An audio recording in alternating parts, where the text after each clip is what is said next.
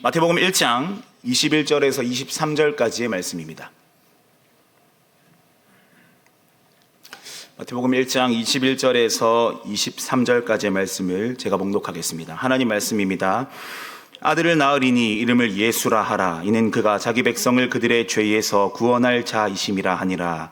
이 모든 일이 된 것은 주께서 선지자로 하신 말씀을 이루려 하심이니 이르시되 보라 처녀가 잉태하여 아들을 낳을 것이요 그 이름은 임마누엘이라 하리라 하셨으니 이를 번역한즉 하나님이 우리와 함께 계시다 함이라.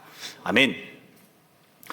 사람은요 누구나 이름을 가지고 있습니다. 혹시 이름 없는 분 계십니까? 네, 감사하게도 모두가 이름을 가지고 있지요.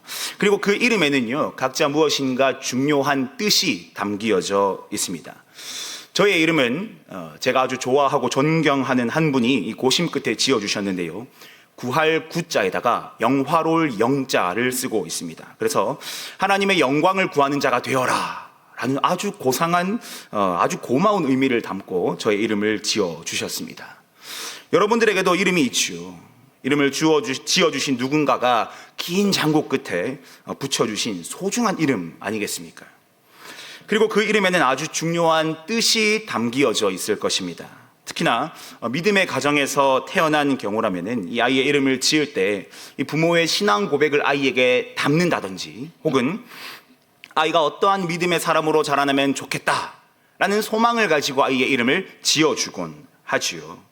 이처럼 모든 사람에게는 이름이 있고요, 그 이름에는 분명히 중요하고 심오한 뜻이 담겨져 있습니다. 로마가 세상을 지배하던 고대 근동 유대 땅에서도 마찬가지였습니다.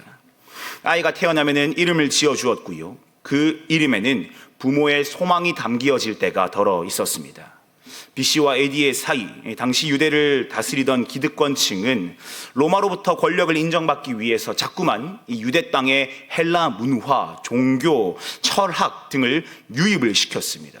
과도한 세금을 매겨 거두었죠. 그 결과 백성들은 로마로부터의 자유와 해방을 꿈꾸게 되었습니다. 아이를 출산한 어머니들은 이 내가 낳은 아이가 현실의 어려움으로부터 민족을 구원할 영웅이 되었으면 좋겠다 라는 의미를 담아서 아이의 이름을 지어 주었습니다. 그래서 수많은 어머니들이 아이의 이름을 여호와는 구원이시다 라는 뜻에서 여호수아 혹은 예슈아, 호세아 같은 이름으로 이름을 붙여 주었습니다. 여호수아나 예슈아 혹은 호세아 같은 이름을 헬라어로 번역하면 예수입니다. 이두메 출신 헤롯이 유대를 다스리던 즈음 참 많은 예수들이 유대 가운데에서 태어났고 자라나고 있었습니다. 베들레헴이라는 작은 마을에서도 한 아이가 태어났습니다. 그의 부모는 아이의 이름을 예수라고 지었습니다. 아이가 점점 자라서 아버지 요셉을 따라서 목수로 자라났습니다.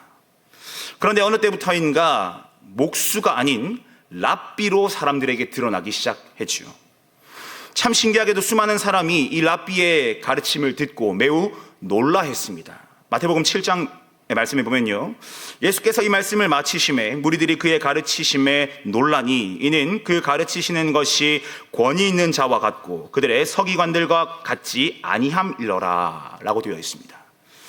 어느 순간부터 유명세를 탄 이 예수라는 랍비의 가르침은 당시의 율법을 가르치던 바리새인이나 혹은 서기관들의 가르침과는 무엇인가가 달랐다라고 사람들이 느끼고 있습니다. 무엇인가 알 수 없는 특별함이 그의 가르침 속에 있었다라는 것을 느낀 것이죠. 그래서 참 많은 사람들이 이 예수라는 랍비를 따르기 시작합니다.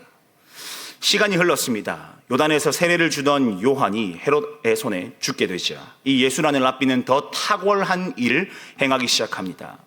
어린아이의 도시락을 하나 가지고는 성인 남자만 5,000명이 넘도록 먹였습니다. 조금 뒤에는 떡 7개와 생선 2마리를 가지고 4,000명이 넘는 사람을 배부르게 먹였습니다. 도무지 사람의 생각과 신념으로는 이해할 수 없는 신비가 그의 손에서 자꾸만 펼쳐집니다.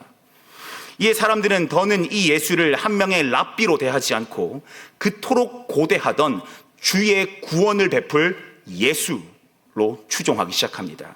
구원은 여호와께 있사오니 주의 복을 주의 백성에게 내리소서. 혹은 작은 산들과 큰 산 위에서 떠드는 것은 참으로 헛된 일이라. 이스라엘의 구원은 진실로 우리 하나님 여호와께 있나이다. 에서 예언된 그 주의 구원을 베풀어 줄 사자로 이 예수를 바라보고 추종하기 시작했습니다. 이 사람이라면 유대를 헬라화 시키려 했던 자들에게 맞서 싸웠던 제우스 신상을 박살내었던 이 유다 마카비와 같이 유다에게 자유와 회복을 가져다 줄 수 있지 않겠나라는 신뢰가 사람들 사이에 생겨나기 시작했습니다. 시간이 또 조금 흘렀습니다. 이 랍비가 어느 날은 제자들에게 나귀의 새끼를 하나 끌고 와라 라고 말을 했습니다.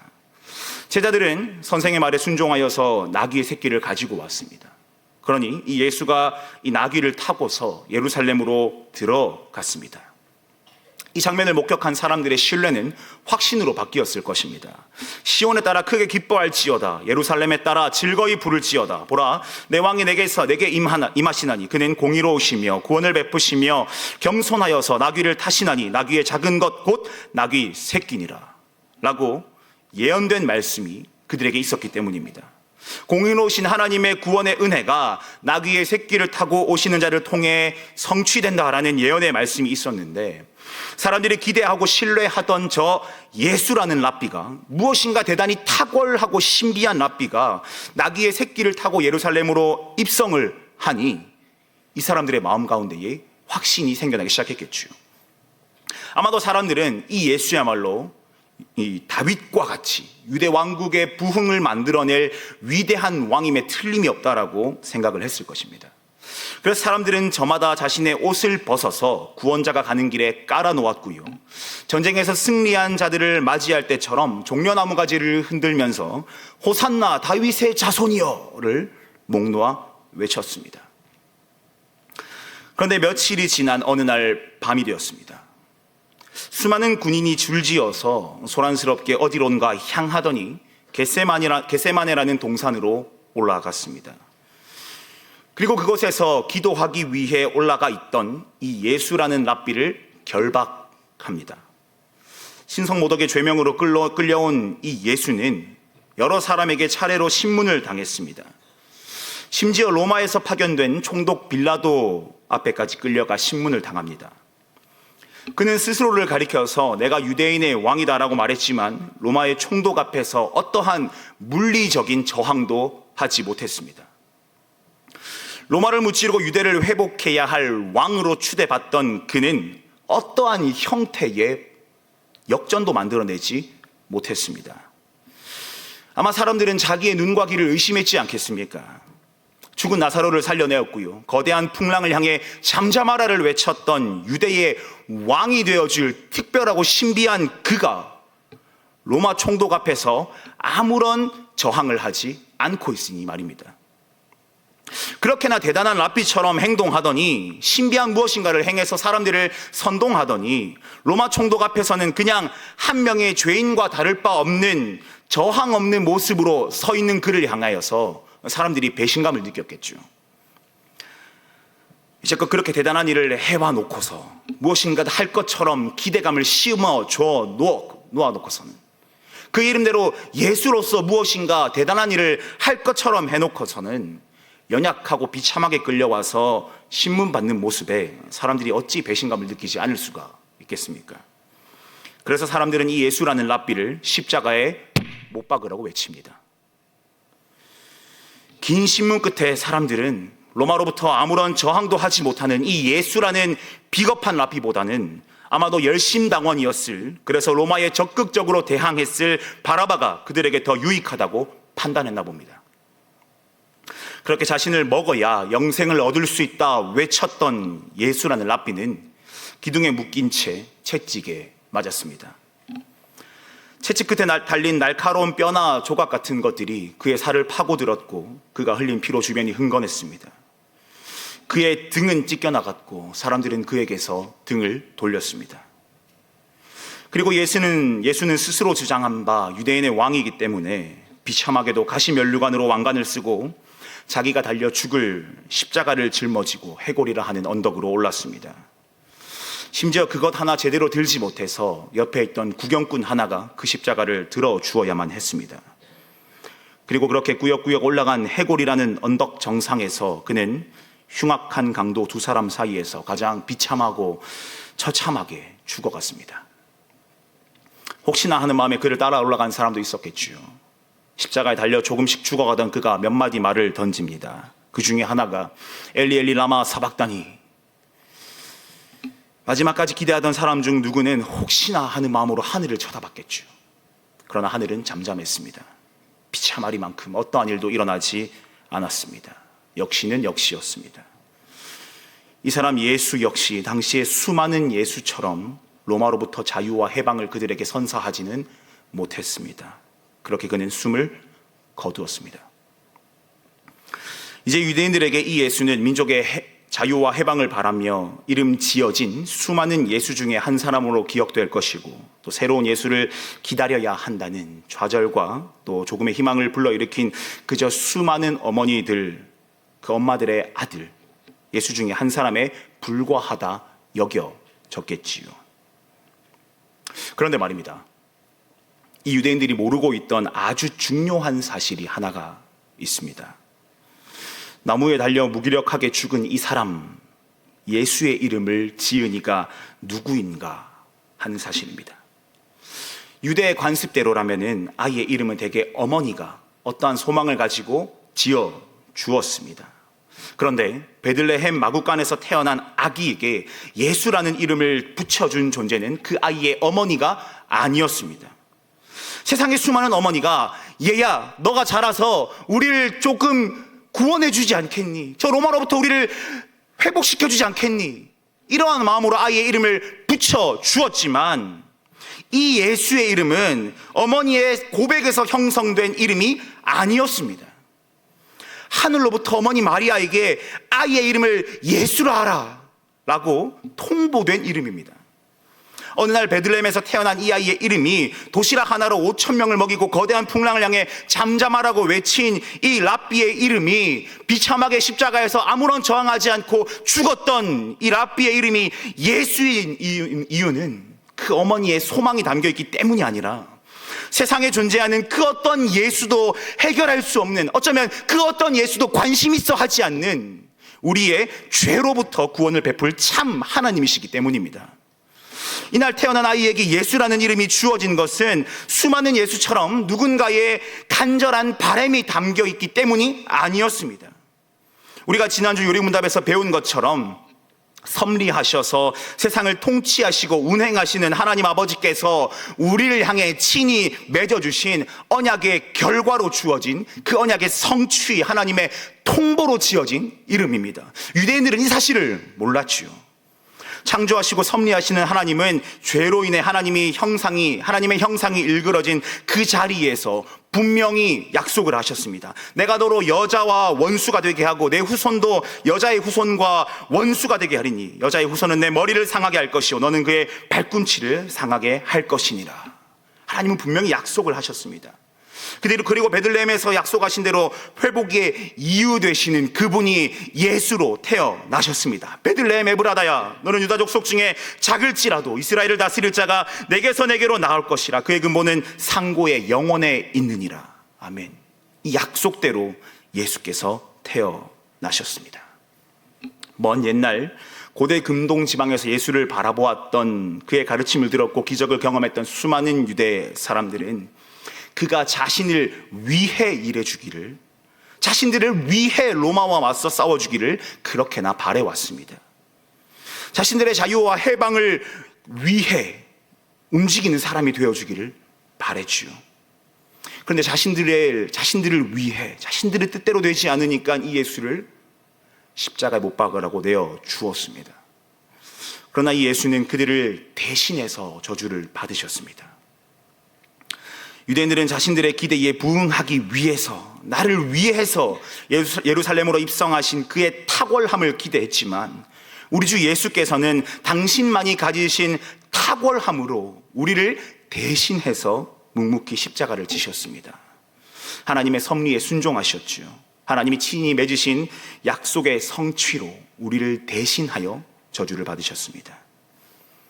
작년 4월 때쯤인데요, 제가 수요 기도회 때 찬양 인도를 한 적이 있습니다. 그날따라 요상하게 찬양이 잘 안 나오더라고요. 목이 너무 아팠습니다. 왜 이럴까? 식은땀이 막 엄청 흘렀습니다. 같이 하시는 주변의 분들이 목사님 뭐 이상한데요. 이상한데요. 이런 말씀을 계속 하셨어요. 전 괜찮아요. 뭐 어때요? 하면서 열심히 찬양을 했죠. 다음 날 아침이 되었습니다. 이상하더군요. 그래서 아침에 병원을 가 보았습니다. 코로나였습니다. 코로나 걸린 채로 열심히 찬양을 했더니 하나님께서 은혜를 더하셨나 봅니다.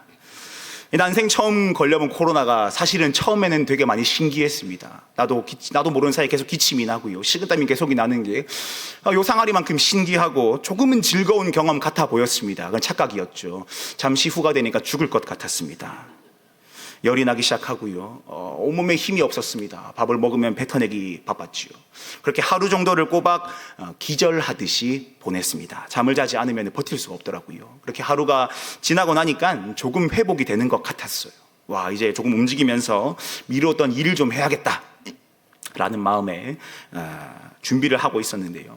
때마침 집에 있던 아이들의 상태가 이상하기 시작했습니다. 기침을 하기 시작하더니 정신을 차리지 못하는 게 영 이상했죠. 마치 저의 모습을 보는 것 같았습니다. 그래서 아이들과 함께 병원에 갔습니다. 검사를 하니 아니나 다를까 양성 판정이 떴습니다. 그렇게 밤이 되고 열이 40도를 아이들이 왔다 갔다 하는데요. 제가 이제 큰 아이를 맡고 저희 아내가 작은 아이를 맡아가지고 이제 한 명씩 보자.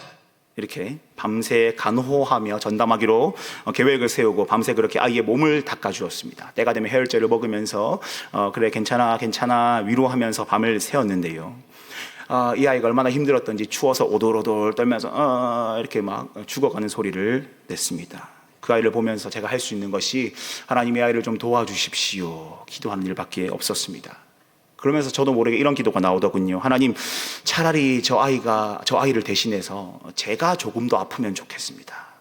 어머님들, 아버님들 이런 기도 다 해보셨죠? 저 아이를 대신해서 제가 아프면 어떨까요, 하나님? 제가 아픈 거 생각지도 못하고요. 막 그런 기도를 했었습니다. 그렇게 밤새 기도를 하면서 아이를 돌보다가 다음날 아침이 되었습니다. 안타깝게도 저는 그 아이들을 대신해서 조금도 아파줄 수가 없었습니다. 저는 저대로 아팠고요. 딸들은 딸들대로 아팠고요. 아내는 덩달아 코로나에 걸려서 참 내 가족이 힘든 시간들을 보냈습니다. 우리는요, 종종 누군가를 위해서 무엇인가를 해줄 수 있는 능력과 재주가 있습니다. 실제로 제가 코로나에 걸렸을 때에 감사하게도 참 많은 분들이 저희 가족을 위해서 구호 물품을 보내주셨습니다. 비록 제가 코로나로 아팠지만 그럼에도 불구하고 딸을 위해서 밤새 간호해 줄 수는 있었습니다. 우리는 때로는 누군가를 위해서 함께 웃어줄 수 있는 존재들이고요. 누군가를 위해서 함께 울어줄 수 있는 존재들입니다.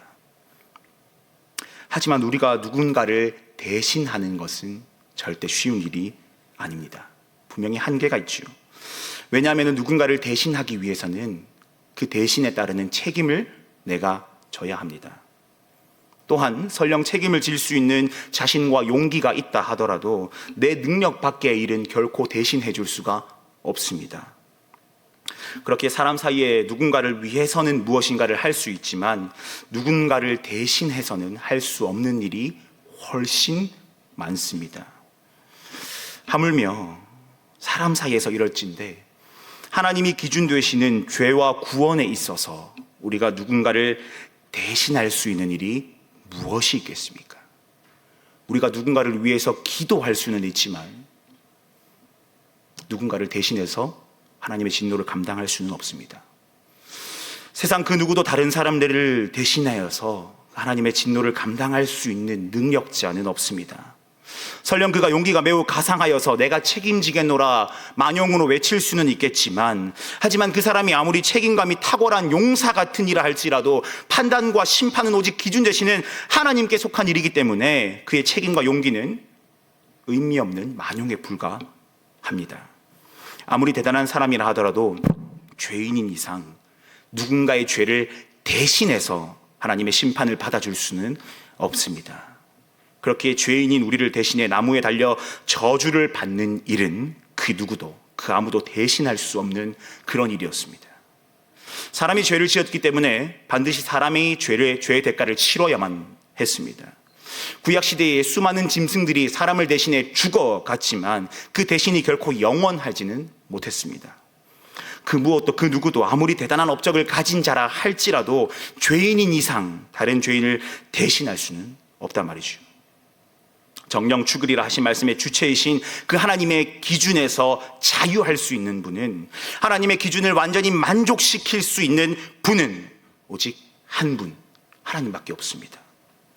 그래서 하나님이신 성자께서 하나님의 섭리에 순종하셨습니다.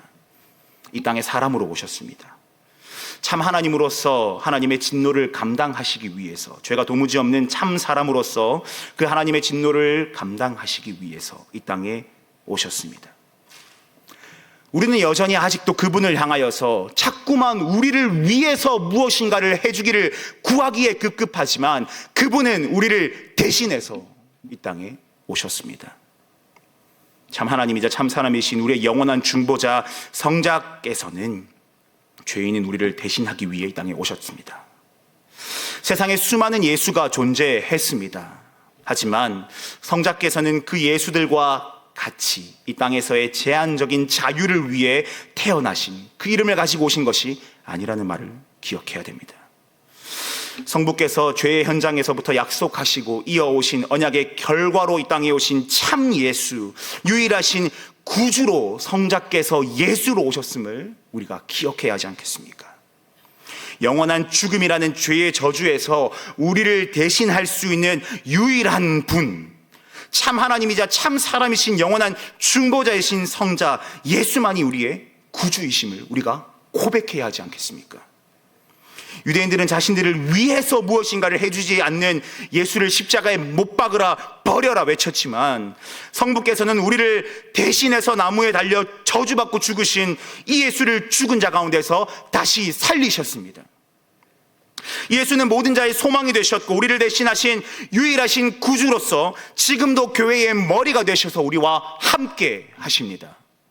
그래서 베드로 사도는 성령의 감동을 받아서 이렇게 외쳤습니다. 그런즉 이스라엘 온 집은 확실히 알지니 너희가 십자가에 못 박은 이 예수를 하나님이 주와 그리스도가 되게 하셨느니라. 아멘. 우리를 대신하신 유일하신 구주, 이 백성을 죄에서 구원하시는 분, 그 언약의 성취로 오신 예수의 이름에 대해서 우리 요리문답은 제29문에서 이렇게 우리에게 가르쳐 줍니다. 왜 하나님의 아들을 예수 곧 구주라 부릅니까? 그가 우리를 죄에서 구원하시기 때문이고, 또 그분 외에는 어디에서도 구원을 찾아서도 안 되며 발견할 수도 없기 때문입니다. 한번 더 읽겠습니다. 그가 우리를 죄에서 구원하시고 그분 외에는 어디에서도 구원을 찾아서도 안 되며 발견할 수도 없기 때문입니다. 아멘. 예수님만이 참 예수이십니다. 세상에 수많은 예수가 존재했지만 우리를 대신하실 수 있는 유일한 구주이십니다. 그래서 또한 베드로 사도는 이렇게 외칩니다.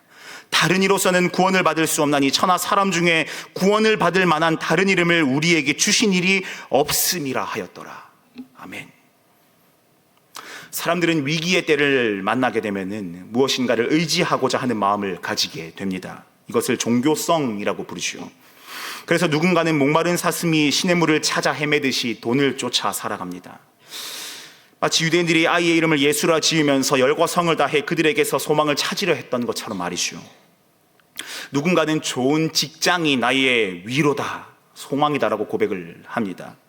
더러는 내 자녀가 남들보다 더 많은 재능을 가졌거나 높은 학업 성취도를 가진 것으로 나의 위안을 삼곤 합니다.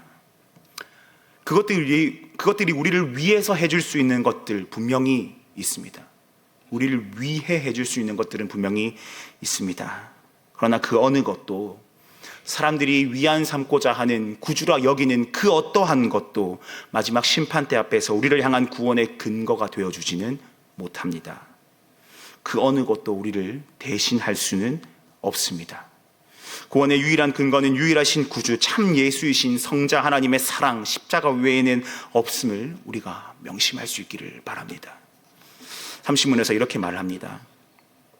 그렇다면 자신의 구원과 복을 소위 성인에게서 혹은 자기 자신이나 다른 데서 찾는 사람들도 유일한 구주이신 예수를 믿는 것입니까? 아닙니다. 그들은 유일한 구주이신 예수를 말로는 자랑하지만 행위로는 부인합니다. 예수가 완전한 구주가 아니든지 아니면 참된 믿음으로 이 구주를 영접한 자들이 그들의 구원에 필요한 모든 것을 그에게서 찾든지 둘 중에 하나만 사실입니다. 아멘. 구주 예수 그리스도 외에 의지할 만한 것은 세상에 그 어느 것도 없습니다. 우리를 대신할 수 있는 것도 어느 것도 없습니다. 세상의 성자라 말하는 탁월한 그도 아니면 나 자신도 그 어느 것도 우리를 대신할 수 없습니다. 어줍지 않게 다른 것을 신뢰하면서 적당히 예수님을 믿는 척하면서 양다리 걸친 채 살아갈 미지근할 필요가 전혀 없습니다. 입으로는 예수님이 나의 구주라 고백하면서 다른 것에서 소망을 찾으려고 시간 낭비할 필요도 우리에게는 조금도 없습니다. 여러분의 소망을 온전히 우리 주 예수께로 돌리시기를 바랍니다. 하나님의 진노 앞에서 우리를 대신하실 수 있는 유일하신 구주 우리 주 예수 그리스도를 여러분들의 중심을 다해서 고백하면서 그분을 닮아 참되게 사랑하며 말씀 앞에서 주를 경외하며 살아갈 수 있는 우리들이 되기를 주님의 이름으로 축복합니다.